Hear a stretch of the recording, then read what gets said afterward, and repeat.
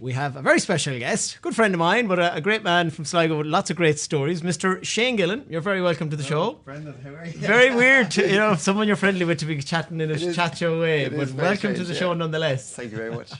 So I suppose, obviously I know so much about you, but to people watching, tell us a little bit about, your upbringing in Sligo and kind of the journey on up to school and whatnot. Okay, I was born in Sligo and lived in Cairns Road until I was 7. And I went to Carrow National School, where I peed my pants on day 1. Day 1? Yeah, my very first day of school. It's a good memory anyways. And I remember I was sent home in a pair of girls' knickers anyway. That's an interesting opening to the show, anyways. Yeah, and anyway... Was it uphill or downhill from there in Carrow Road? Did it go no, okay? it was uphill. It was uphill. It wasn't hard to go uphill from there. And then we moved to the park on the Strandhill Road.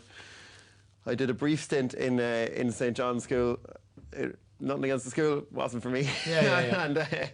and I didn't last long in there. And then I moved out to Strandhill National School, that's where I finished national school. And then I went to Summerhill for I think a year and a half or 2 years, and then my family moved to Offaly. So I did a lot of the schools, 4 schools in Sligo. You could do a school review. I could do a school review, and then my family moved to Offaly, and so I spent my teenage years in Offaly. And then when I went to college Dublin for college, my parents since moved back to Sligo, so they're in a house that I never grew up in. So it's very much stay in one of the guest rooms. There's only one guest room. It's not your childhood bedroom or anything like that. What was it you did in college again?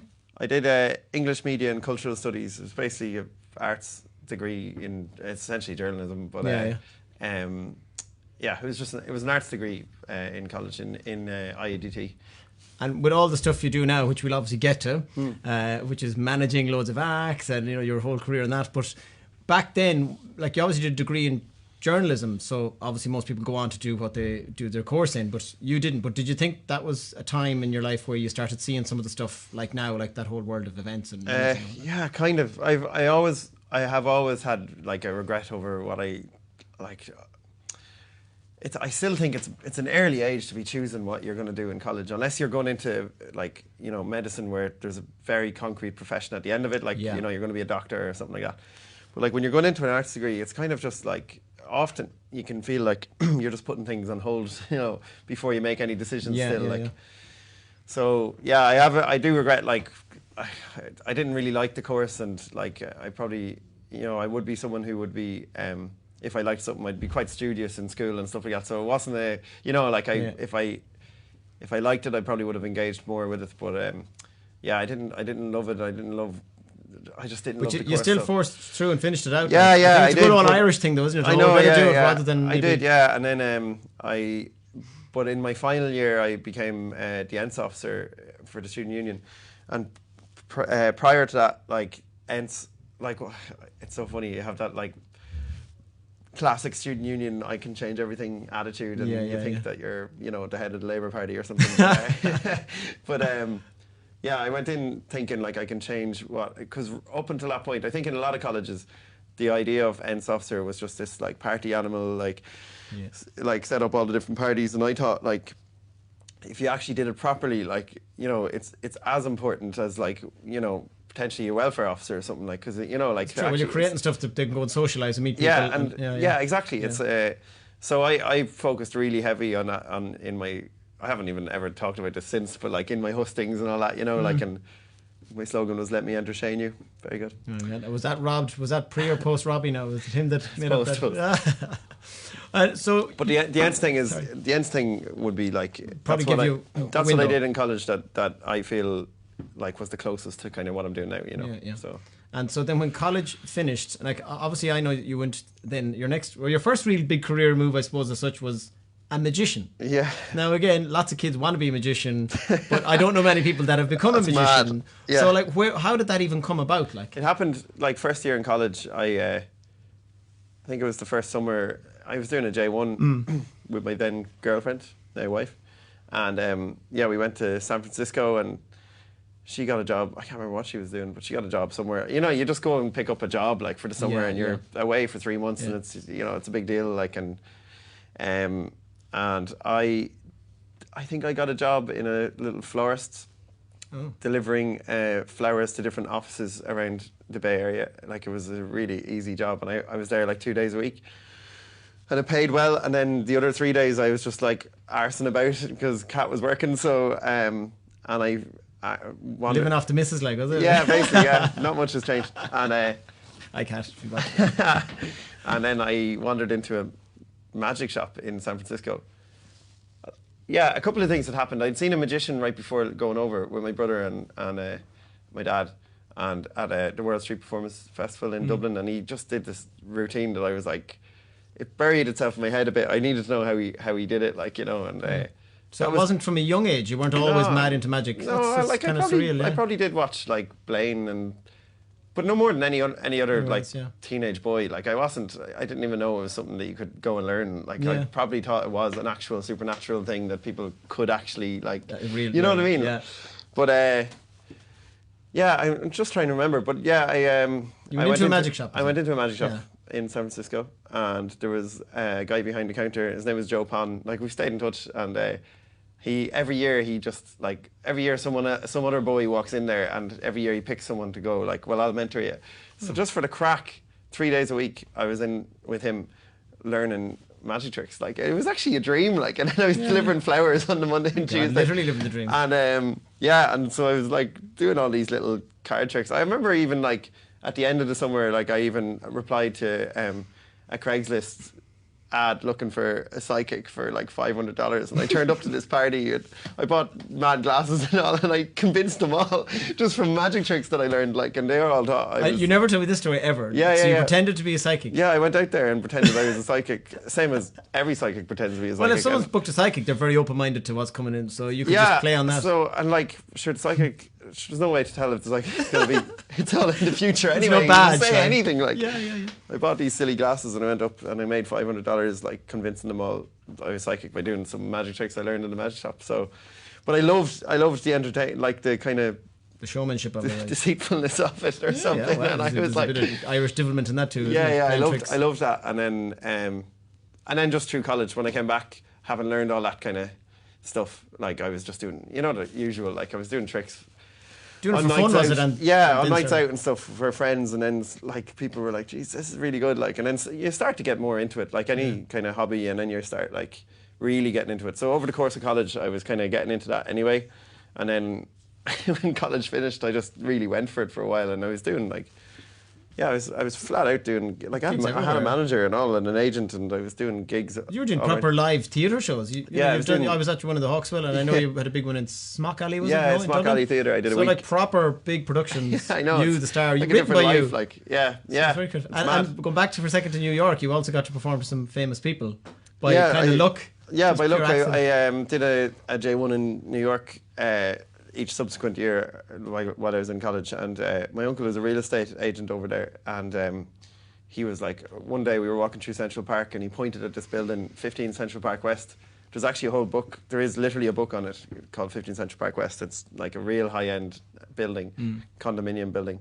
And he was like, oh, that's where you want to get, like, you want to be a lobby boy in there, like, because, like, the tips, you know, you're talking about, he was like, oh, Madonna lives up on the top floor, and all these, like, huge names, and I remember Googling it, and I was like, oh, that would be class, like, and I wanted to do summer jobs.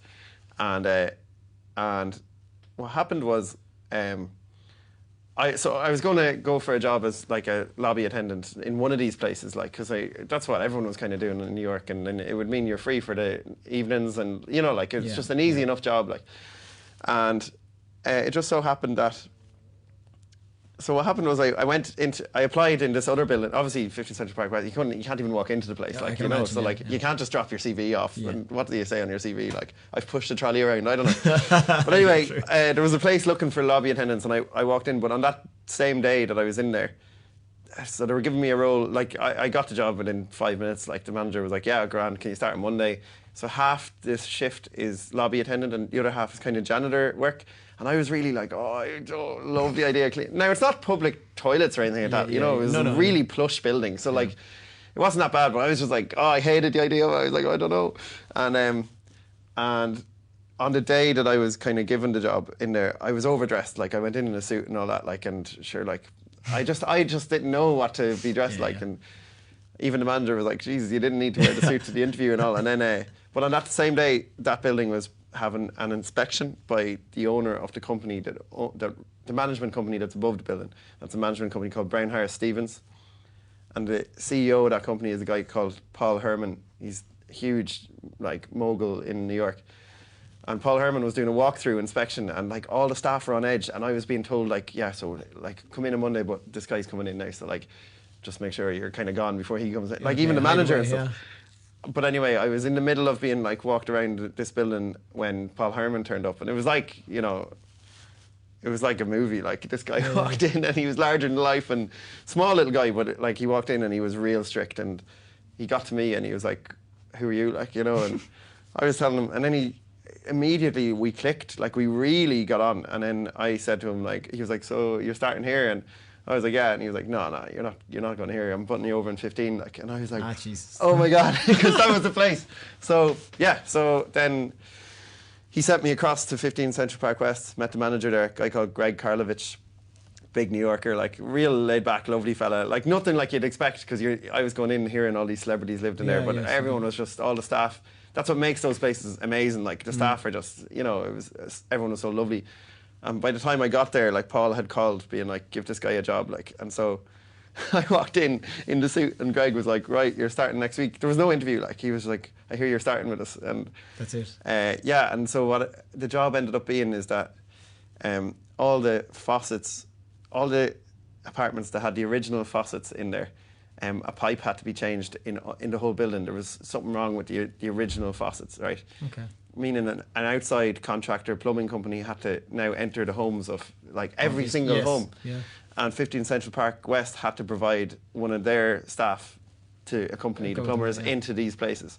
So like they were like, "This Irish lad will go in and he'll chat away to the owners." That we've just met. Yeah. I have no idea about him. Yeah, and they were like, "This guy will go in, he'll chat away to the owners, he'll represent 15 Central Park West, and the plumbers, he'll make sure..."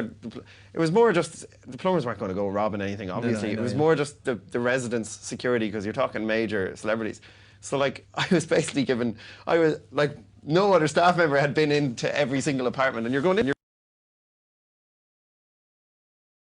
so then I got a big Excel sheet, and I had to go through, like there's about 300 apartments, so it would take the 3 months like to do. And yeah, met these two plumbers, and that was it. And so I got to wear, I didn't have to wear a uniform or anything, I could wear whatever I wanted, and I was just a representative for the building, and I got to know the residents really well. So like all of them, or just that day you would have met them, or passing in out the door kind of? Yeah, well, you'd be in their apartment for half an hour to 40 minutes, like, while this is happening. And then obviously if they're there, they're going to chat to you. Some of them wouldn't and just leave you to it. But like often... Who did you get? Anyone particularly got friendly with or chatted with a few times? There was obviously every single person, when you leave, you're Googling them immediately, trying to... I see one guy, his name is Jesse Itzler.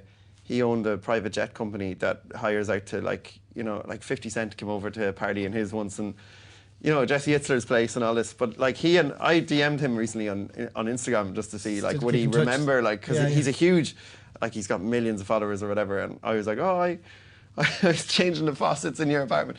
But like, he was like, "Oh yeah, I remember." Like, he just remembered a young Irish kid. Yeah. Well, he said he did anyway. Well, there's probably not too many young Irish kids going into that job. That's the thing, yeah. And he remembered that had to happen. Like, it was just a finicky thing that had to happen. But anyway, yeah, but Denzel Washington lived there too, and like got to know him. And then Kelsey Grammer. Did they bring you in to do some magic in their house or show friends? Yeah. So then what had been happening is that I was also doing magic tricks for some of the staff. You know what I mean? Like on nights out in the building. And then some of the staff members would be very tight with some of the residents. And I remember one guy, John, one of the staff members, like he and Denzel were really tight. Like the two of them were just really tight. It was just so surreal, man. And Denzel was coming back. He was doing a Broadway play at the time called Fences. And so he'd be coming back every night after doing the show. So he'd come back around 10:30. His car would pull up, and John one night was like, "You got to see Shane doing magic tricks," and he was like, "Oh, you didn't mention anything like that when you're in my bathroom, like, you know." Yeah, so, well, it's not the topic you bring up here. So then Denzel was like, so Denzel was like, "Show me a trick." So I was there doing little card tricks and all, and then he was like, surreal. His son was coming home surreal. His son was coming home one weekend. He was a college football player. He was coming home one weekend, and Denzel was like, "You'll have to come up and do tricks for like..." I can't remember his son's name. Crazy. And his wife, Pauletta. So yeah, and then Kelsey Grammer, he like invited me over to his apartment on one of my days off. Like I called in to the building, like I brought him up coffee, like I was ringing him, seeing what coffee he wanted. His mobile, like you're Fraser, like it's crazy, isn't it? What a amazing story for a young Irish kid. He let me bring my friend with a camera, like so. We're sitting in his apartment, like, and there's loads of photos of a student. Yeah. So anyway, yeah. So that was the whole magic part of your career. So as if that wasn't enough, and you hadn't met enough famous people, you decided to try something else a number of years later. It was your company now, Big and Bright, who is a big talent agency. Is that a creative agency? Yeah. Like that all started with a young band from Offaly. It did, again, a tiny little seed, and the next thing went crazy. So. Yeah. Chasing Abbey, they went to the school that I went to in Tullamore in Offaly.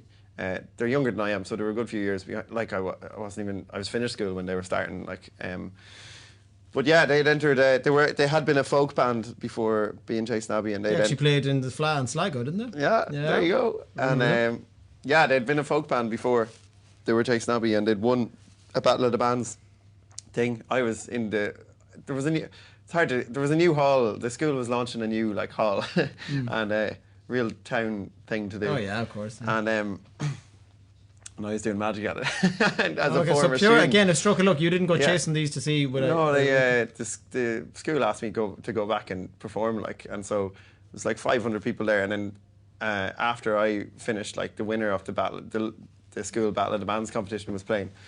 And it was the guys, like, and they performed afterwards, and I remember thinking, like, they're incredible. They were only probably 15, 16 at the time.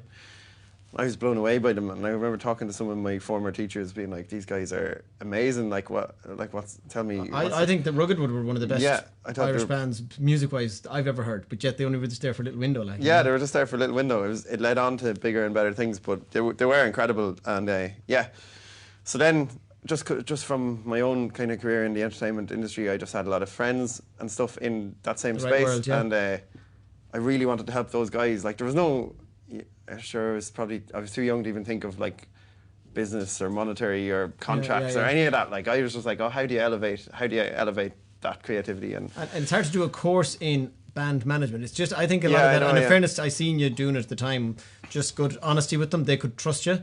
Which is doesn't come around a lot in the entertainment world. Yeah, and like you said, you didn't have any experience in managing bands. No, you had the right desire. I didn't. Even the word management, I didn't know that's what it was. What I was doing, like, you know what I mean. I was just helping them. I liked the idea of helping them out, like, and then we got them gigs, like as you said. Like Sligo, they went down and played Three Arena, and they played all kinds of crazy gigs and awards. Most played song in Ireland. Was that 3 or 4 years ago? Maybe a couple of years ago. Yeah, and it was. So they were really mad. Song of the year and everything. Yeah, RT Song of the Year. So they blew up, and like, and then sure, like, during the early process of that, like, it became very evident that like I had to become like their manager, and my business partner Greg.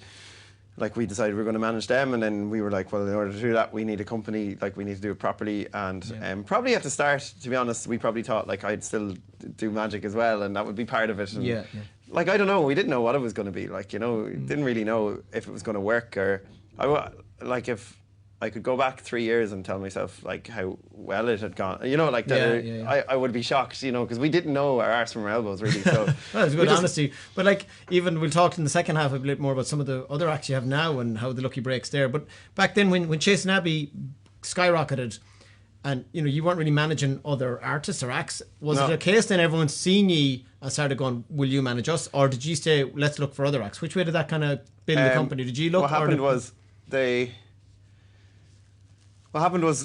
so we knew we needed to be a company, but we didn't have a name or anything like that, and we got a contract with the guys, and we were like, we were very honest in saying, like, let's all just give this a go, like, they could have, like, and I'll always be grateful, because they could have easily, there were other managers of really well-known acts, like, looking for the guys, especially when their first single went to #1 overnight, and that's when, like, everyone was emailing them, and Universal signed them, so there was a big record label, and the record labels won't sign an act without management. Like, they'll never. A record label never wants to ever speak to the artist directly, because they want to be able to be as ruthless as possible and just talk business. So they always want a middleman. Okay. And pricks anyway. So like, do you know what I mean? Don't beat around the bush there, now. But it is an industry that is difficult, and for young people, you can see how they get chewed up and spit just out. through the years that I've been in it now, like like at the time I would have been so excited by a major label coming along, and like now I'd be less excited. I'd be far more skeptical and like far more protective over the artist, like, and just making sure that the contracts are like perfect, and like every artist should be like that if a label is coming along, like, Yeah, no, but as you said, you were the kind of but we were just babysitters of the guys as such. Blinding lights. But anyway, to answer your question, what happened was, we just knew we were kind of a talent agency. And I knew there was a young magician in Northern Ireland that I'd seen before. He was only like 15 maybe, or 16. And I was like, this guy is going to be absolutely massive. Like I was saying to Greg, and Greg was like, oh, I don't know about a magician. We got in the car and we drove up to Bangor in County Down, where this guy was doing a show. Joel Mawhinney is his name. And we went to his show one night, and like Joel wouldn't have known anything about Big and Bright or Chasing Abbey or anything like that. Like, but he and I had met like maybe once or twice before, so like he knew who I was, and he'd gone to a show of mine before, and he did this show up north, and it was unbelievable, and he was just so good, and he was like incredibly talented, and I was saying to Greg, I think he should be our second signing, like, for Big and Bright. So we chatted to him after. So he just, again, a short meeting probably. Yeah, like everything that seems to happen in your life. Yeah, quick meeting, you seem to click. Chat to him after the show, and then we jumped in the car and we got lost on the way back to Dublin. We took a wrong turn on the way back to Dublin. I remember that car journey.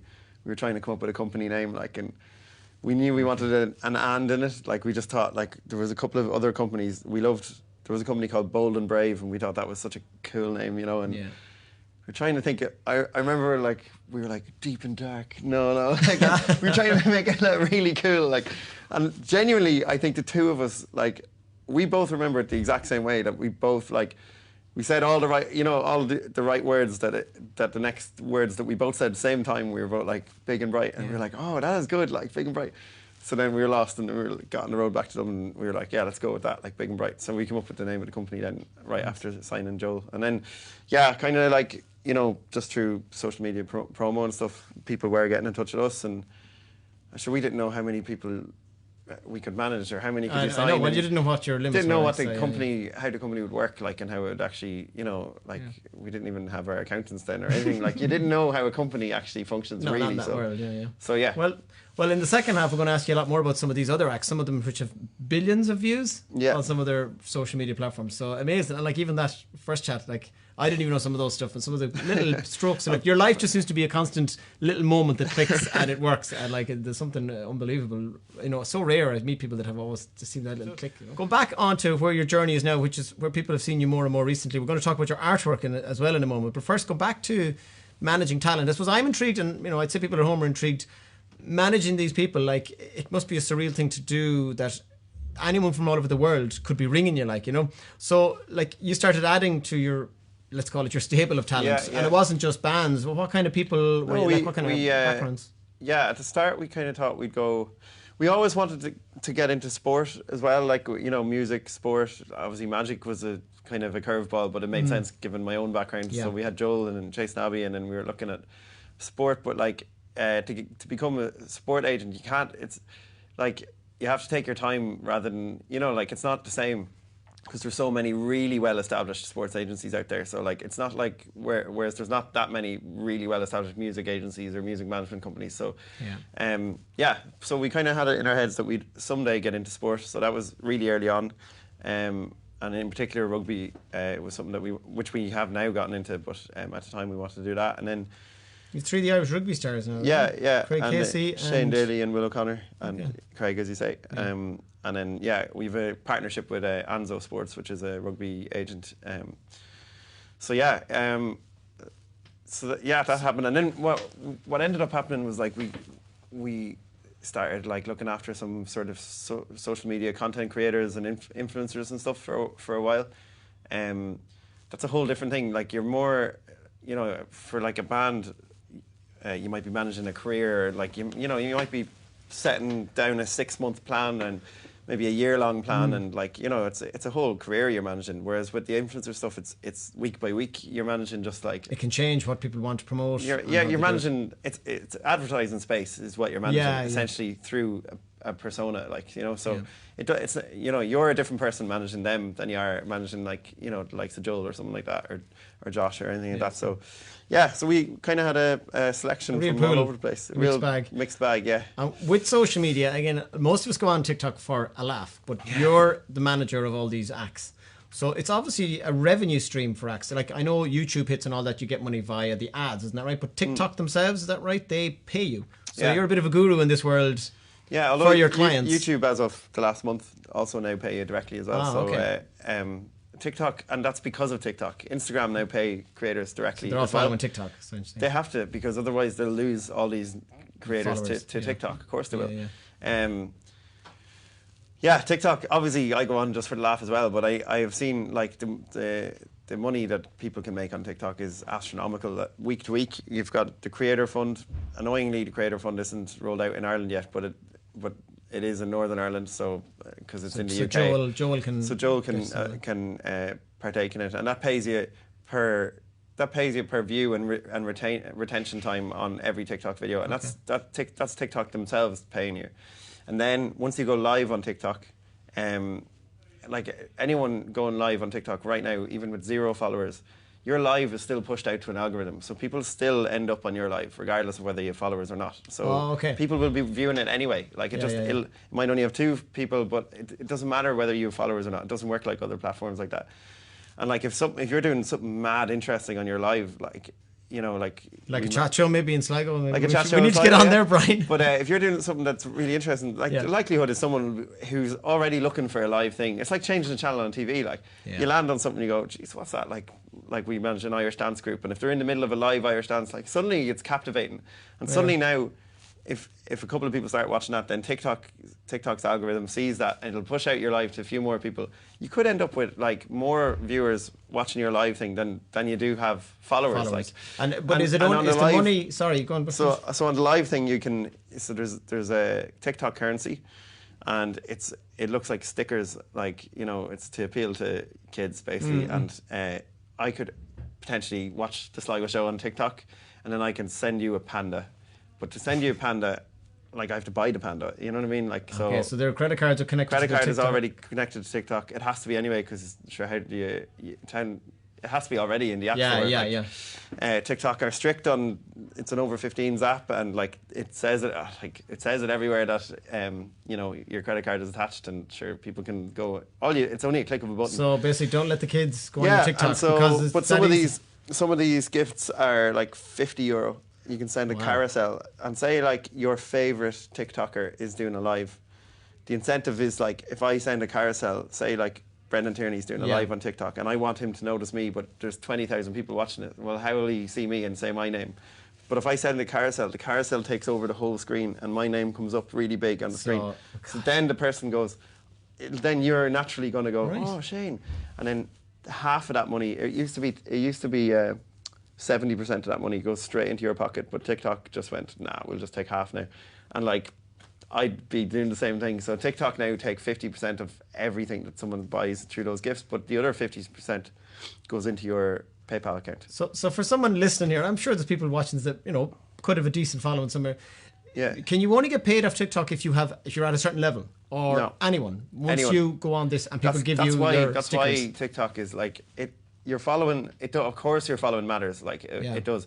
The only way you're growing your following anyway is by using all the features of the app. Like, so, they really want you to be doing lives. They want you to be doing a live like every day if you can. It's as much a feature as uploading, and then they want you to be uploading content 3 to 4 times a day on your platform. Oh, right. So some platforms punish you for overdoing it, but they want you to keep. Going. Yeah. Consistency is key, because the algorithm doesn't work like Instagram or Facebook or Snapchat. The algorithm works usually with about a 2-week lag.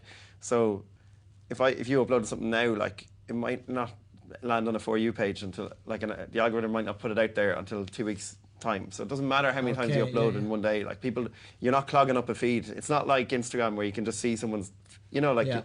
So yeah, it's. But would you say to a young, it could be a creative artist, dancer, whatever it is, would you say to them, I would advise you start getting on TikTok more than any other platform? No, because YouTube Shorts has really come in now, and like they've decided, like they've just this week launched the actual YouTube Shorts app itself, which looks just yes, like I've seen TikTok. this, yes. And we have a partnership with YouTube, so I've kind of got an insight knowledge into how this works now. Yeah, but this interview could go on longer. There's money involved. Like, yeah, but there is, and again, they want to just replicate what's happening. It's TikTok has now defined the way younger people are consuming content, and whether like you think it's a nothing app that's just for kids, like this is here to stay. This short form, 20-second video is here to stay. Snapchat has launched something similar called Spotlight. Yeah. They, instead of, like, it's so interesting, instead of doing a marketing spend to let people know about Spotlight, and like they had a marketing spend obviously, did a couple of million like sitting there that they were going to spend on marketing. Instead, they just said, you start uploading videos and we'll randomly start giving people $1 million quid here and there. $1 million? Yeah, and creators all across America, some creators, like one girl put up a video of her rolling a few marbles. She paid for her entire college degree, which is, as you know, in America is crazy money, because TikTok lobbed in 25 grand into her account. Like, so they just started randomly. It's like a lotto for creators.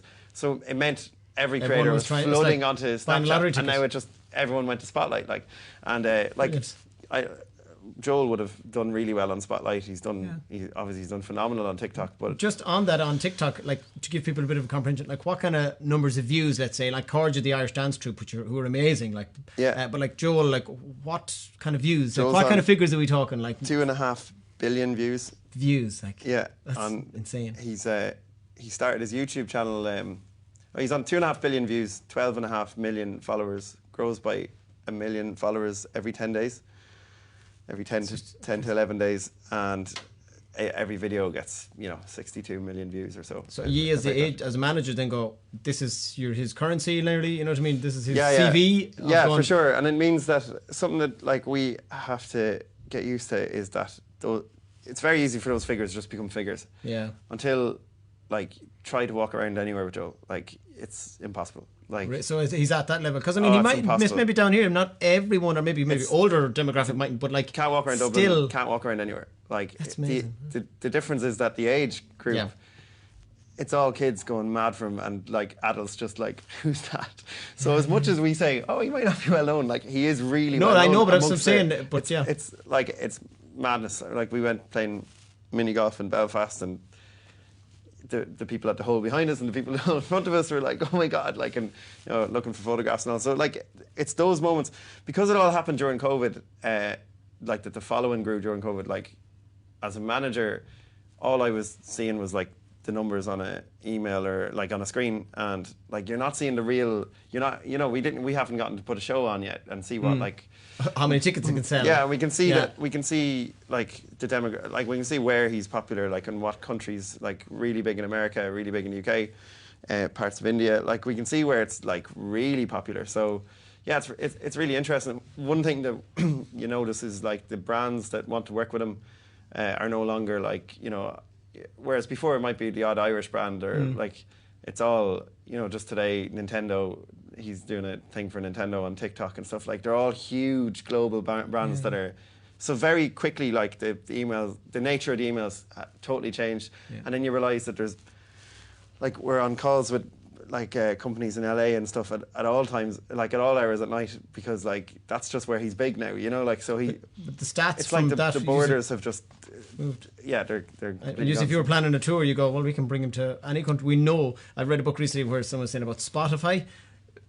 Concert bookers would ask the Spotify people, look, should we book Act A? And they go, they had a huge #1 this summer, but then Act B had 7 hits that were never in ones. They go, that'll give you a better gig. Yeah. So that's actually serious power in that very kind similar of numbers. And, yeah, and there's just all these like amazing things happening. Like he's got a book coming out with HarperCollins in November for Christmas, and then like the marketing behind that is like, how do we, as a management company and HarperCollins as a publisher, how do we make sure like that book will be on shelves, but adults going into a bookshop won't necessarily know who Joel is. So the marketing has to be like to tell the kids, to tell your parents that my book is out. You know what I mean? Yeah. How else are they going to know? They're not on TikTok. They won't know.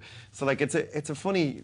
It's not like just someone who's just well known bringing out a book. Like it's someone who's well known to kids. Like so, how do we get the kids to tell the parents? It's a actually really exciting like project to.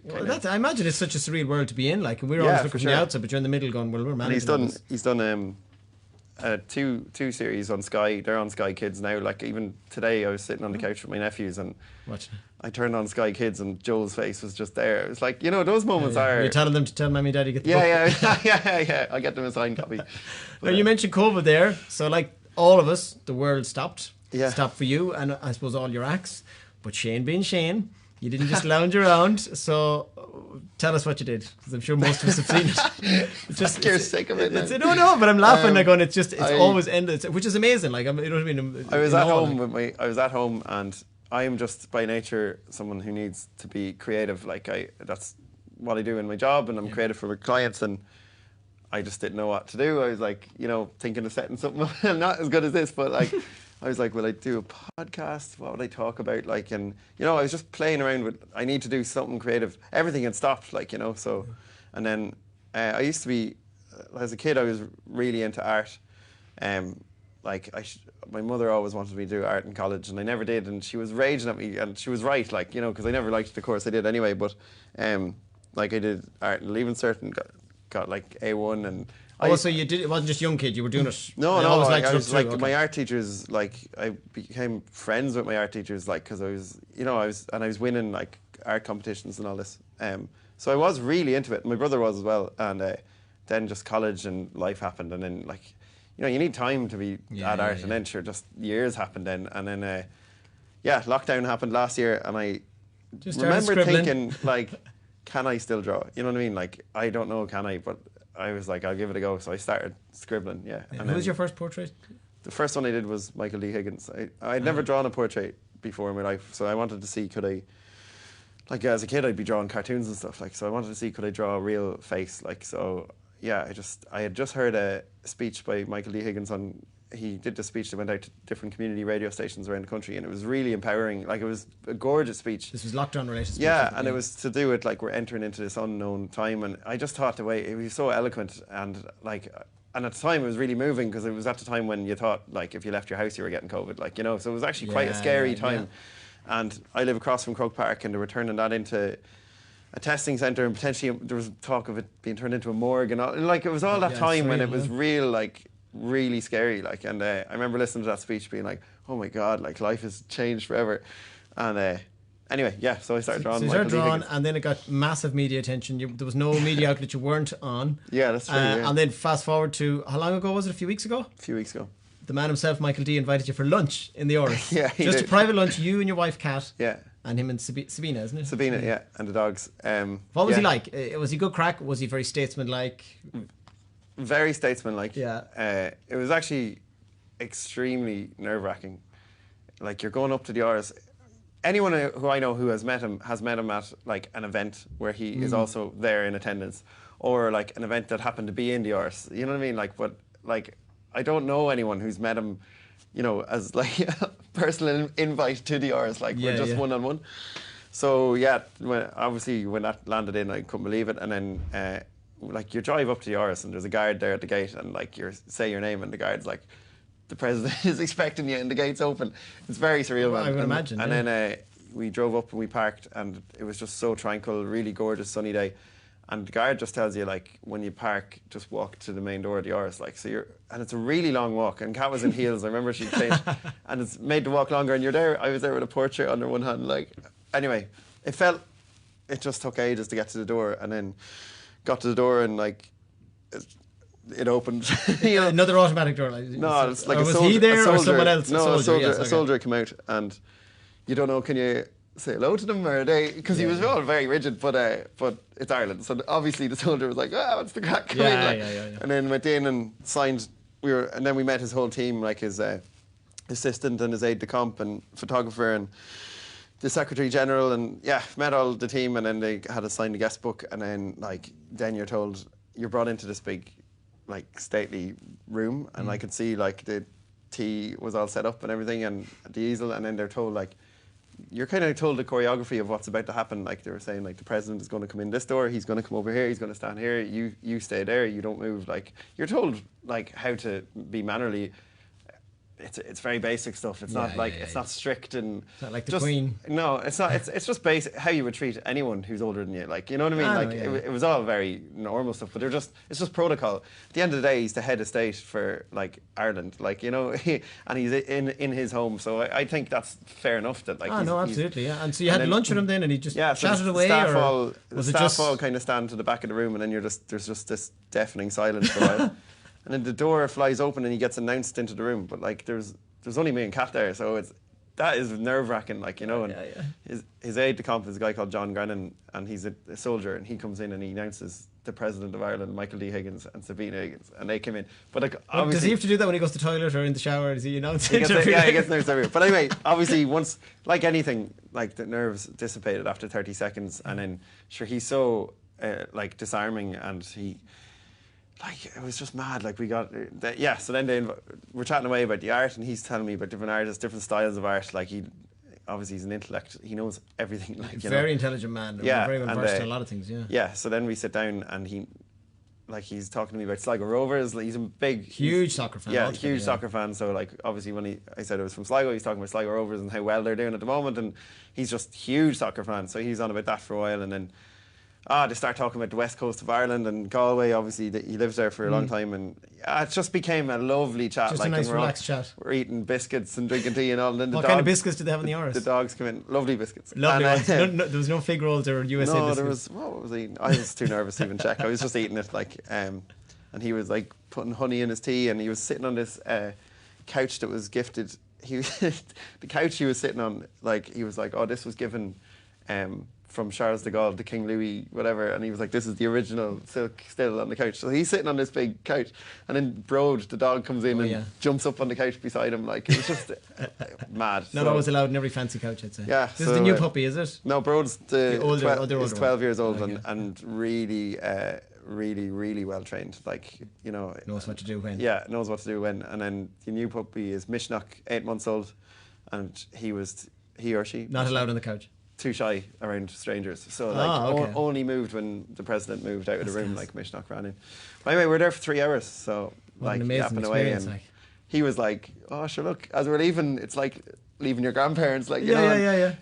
As we were leaving, to give you a fiver for the shop, like. yeah. As we were leaving, he was like, "Oh, the door's always open," but like, it's not. It's clearly not. Like, yeah, it's just mad. And then like, we've a direct line to them there. Like, they sent us all the photographs and everything, and it was an incredible. Obviously, I can imagine, especially from that start day where you just decided, can I draw or not? It was an incredible, and it's incredible to know like that portrait is now in the Ors, and it goes down in, you know, the annals of time. You know, some stage someone. I don't know, in decades might go like, oh, who did that? Like, you know what I mean? That is a pretty incredible thing. There's not many portraits in there, so it's a nice thing. And you spoke about talking about Sligo. I mean, I know you love Sligo. Yeah. Love coming back here. What do you, like, you're in Dublin all the time, but what do you miss most, or what do you love most when you come back home? Or? Yeah, I think, like, the longer you're away from it, the more you love it. I think when I left when I was 12 and moved to Tullamore, like, I probably was too young to appreciate the beauty of the west coast of Ireland anyway, like, and the northwest, as always, completely. Like, and remember a Billy Connolly joke where he was talking about trying to explain like a beautiful landscape to his kids, and he was like, mountains and the lake in that order is beautiful, and the kids are like, why? Like, why is that beautiful? Don't care. But but like, I certainly, when my parents moved back to Sligo when I was, you know, 18, 19, and I came back, like, I had come back through the years to see family and stuff, but like, when they'd actually established themselves back here again, like, I was like, this is incredible. Like, and I remember not long after that, there was a Sligo Who Knew campaign. Do you remember that? Yeah, it was huge. And hugely successful. Huge successful campaign. And I remember like feeling really proud of that campaign, because I was going through my own personal kind of sort of, I was falling in love with Sligo again myself, like, and then I was like, yeah, Jesus, I didn't even know, like, you know, and that was the whole point of the campaign. And I've often thought like that Sligo is actually a little bit left out on, you know, like, you're on these like Discover Ireland campaigns and all that, because like you often hear about all the same spots, like Donegal, which is obviously gorgeous. Killarney, like, you're preaching to the choir here. Like, I mean, I've been saying this for years. Like, it's shop local. But no, but definitely, I really think, because anyone I know who has gone to Sligo or stayed a weekend in Sligo, or friends of mine, like, they're always like, "Geez, it's gorgeous," like, you know. And but, like, I'm a blow-in. Like, it's absolutely wonderful place. It's to grow beautiful. up in And to live in. I was showing you earlier, my grandmother's house. She just had this like undisturbed view of Ben Bulben up near where you live, but I won't give away your address now. Oh yeah, there won't be. And, yeah, and like she just had this undisturbed view, and the bay window was like floor to ceiling window. And I like the older I got, the more I realised like, you know, what an unbelievable view that is. Like gorgeous. just looking out into that bay. Yeah, it's gorgeous. And then and I don't think I appreciated either like my Strandhill National School. Like at the foot of the mountain there, oh man! Epic like, view, isn't it? I remember I I tweeted. I found a random picture. I was like just lost in thought in grey Dublin one day, and I googled a picture of Strandhill National School, and I tweeted it, being like, "This is where I went to school." Like, and the tweet went mad viral because people were like, "That's hardly real." Like, yeah. It was. But even when you at the rugby club there and look up at it, it's unbelievable. So yeah, insane. I think just the landscape in Sligo is incredible, and there's also a nice like. Yeah, people are very friendly, I think. The Guinness is good. I think you like the odd pint of Guinness as well. I haven't tried it yet, but yeah, there's some good Guinness. Connolly's Guinness. Connolly's Guinness. Multiple places. It's such a lovely town for a pint. Yeah, Connolly's is good. Connolly's is good. I think you get free pint Connolly's. One of the finest. So obviously everything isn't perfect in Sligo. If I give you €1 million tomorrow now, what would you, and you had to spend it in Sligo, what would you do? What would be the first things you do? Jeez, I'd maybe widen the Bundoran road there. I think you're about 2 years too late. But I don't know. I think I would spend it in areas that elevate. Like they're doing the Surf School of Excellence in Strandhill now. Like I think that's incredible, and like what a thing to be proud of. Especially when there's obviously Strandhill isn't a huge surf spot, but there's like.